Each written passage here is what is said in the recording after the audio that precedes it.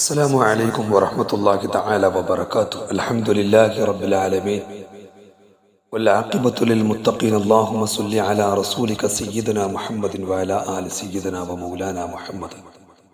മുഅ്മിനീങ്ങളെ മുസ്തഫായ നബി തങ്ങൾ അവിടുത്തെ ജീവിതത്തിലെ സ്വഹാബത്തിന് വലിയ ഒരു അത്താണിയായിരുന്നു.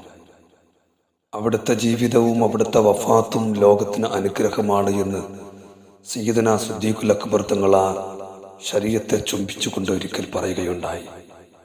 മുത്ത് റസൂലുള്ളാഹി തങ്ങളുടെ കാലത്ത് സ്വഹാബാക്കൾ വന്ന് ഹബീബിന്റെ അരികിൽ സങ്കടങ്ങൾ ബോധ്യപ്പെടുത്താറുണ്ടായിരുന്നു.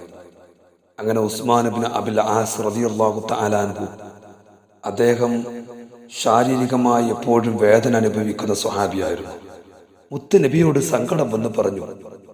നബി സല്ലല്ലാഹു അലൈഹി വസല്ലം പറഞ്ഞു, നിങ്ങളുടെ വേദനിക്കുന്ന ശരീരഭാഗത്ത് കൈവച്ച് 3 വട്ടം ഞാൻ പറയുന്ന ഈ ദിക്റുകൾ ചൊല്ലണം. ആദ്യം ബിസ്മില്ലാഹ് എന്ന് ചൊല്ലുക, ശേഷം അഊദു ബിഇസ്സത്തില്ലാഹി വഖുദ്റതിഹി മിൻ ശർരി മാ അജിദു വഉഹാദിർ. ഒന്നും കൂടി ചൊല്ലിത്തരാം. അഊദു ബിഇസ്സത്തില്ലാഹി വഖുദ്റതിഹി മിൻ ശർരി മാ അജിദു വഉഹാദിർ. ഇമാം ബൈഹഖി റളിയല്ലാഹു അൻഹു റിപ്പോർട്ട് ചെയ്യുന്നുണ്ട്, നബി സല്ലല്ലാഹു അലൈഹി വസല്ലമയുടെ കൽപ്പന പ്രകാരം അദ്ദേഹം തൻ്റെ വലത് കൈകൊണ്ട് വേദനയുള്ള ഭാഗത്ത് 7 തവണ തടവുകയും ഈ ദിക്റുകൾ ചൊല്ലുകയും ചെയ്തു. പിന്നീട് അദ്ദേഹത്തിന് വേദന ഉണ്ടായിട്ടില്ല എന്നാണ്.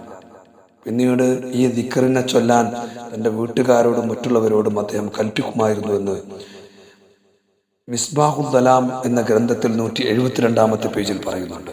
അതുകൊണ്ട് മുഅ്മിനീങ്ങളെ, മുത്ത് ഹബീബായ നബി തങ്ങൾ നമുക്ക് പഠിപ്പിച്ചു തന്ന ഈ ദിക്ർ നിങ്ങൾ ചൊല്ലിയിട്ട് വേദനയുള്ള ഭാഗത്ത് തടവി കഴിഞ്ഞാൽ സുഖപ്പെടുമെന്ന് ഈ ഹദീസിലൂടെ, മുസ്ലിം റിപ്പോർട്ട് ചെയ്ത ഹദീസിലൂടെ നമുക്ക് മനസ്സിലാക്കാം.